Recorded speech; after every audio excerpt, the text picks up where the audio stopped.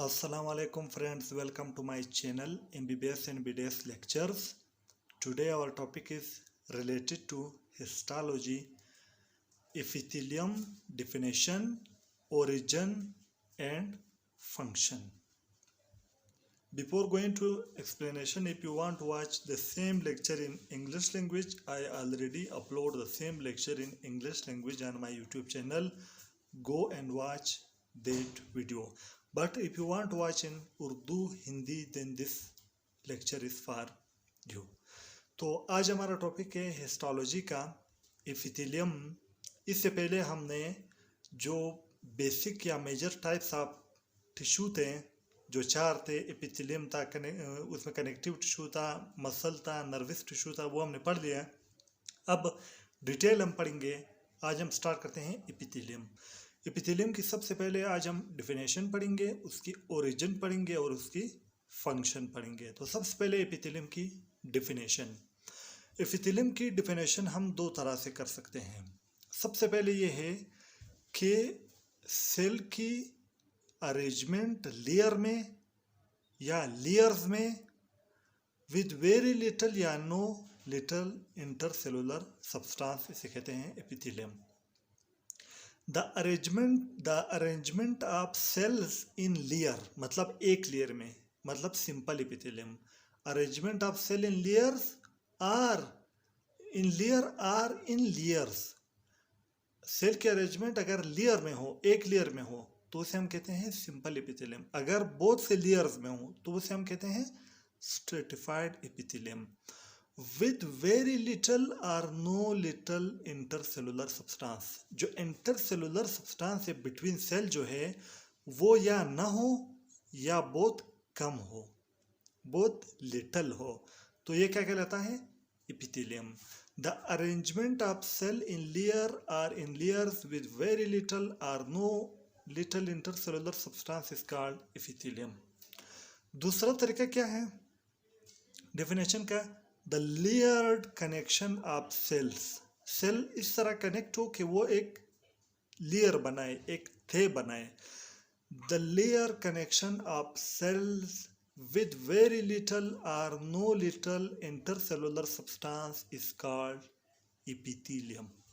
ये हुआ एपिथेलियम का डिफिनेशन। इस दो तरीके से हम एपिथेलियम को डिफाइन कर सकते हैं। नेक्स्ट हमारे साथ है ओरिजिन ऑफ एपिथेलियम। कि एपिथेलियम एम्ब्रियो के दौरान कहाँ से, कौन सी एम्ब्रियोनिक टिश्यू से ओरिजिनेट हुआ है, कौन से लेयर से ओरिजिनेट हुआ है। तो ओरिजिन ऑफ एपिथेलियम जो एम्ब्रियो के दौरान हमारी तीन लेयर है, एक्टोडर्म, इंडोडर्म, मेसोडर्म। सबसे पहले एक्टोडर्म से कौन सा एपिथेलियम ओरिजिनेट हुआ है? Skin epithelium. हमारे स्किन का जो एपिथेलियम है वो क्या है? वो एक्टोडर्मिक इन नेचर है। मतलब वो कहाँ से ओरिजिनेट हुआ है? एक्टोडर्म से। दूसरा हमारे साथ है इंडोडर्म से कौन से एपिथेलियम ओरिजिनेट हुआ है? गट एपिथेलियम। जीआईटी का जो एपिथेलियम है वो इंडोडर्म से ओरिजिनेट हुआ है। तीसरा है मेसोडर्म, जो यूरिनोजेनिटल एपिथेलियम। हमारा यूरिनरी और जेनिटल जो एपिथेलियम है वो कहाँ से ओरिजिनेट हुआ है? मेसोडर्म से। तो ये ओरिजिन ऑफ एपिथेलियम भी हो गया। नेक्स्ट हमारे साथ है फंक्शन ऑफ एपिथेलियम। एपिथेलियम की फंक्शन। आमतौर पर एपिथेलियम के 5 फंक्शन है। सबसे पहले जो फंक्शन है वो है प्रोटेक्शन। एपिथेलियम क्या करता है? प्रोटेक्शन कर रहा है। For example epidermis of skin. हमारे स्किन की जो एपिडर्मिस है ये क्या है? एपिथेलियम है, और इसका काम क्या है? हमारे स्किन की प्रोटेक्शन करना। दूसरा जो फंक्शन है एपिथेलियम का वो है सिक्रीशन। For example glands. हमारे जो ग्लैंड्स हैं उनमें एपिथेलियम है, और वो एपिथेलियम क्या बनाता है?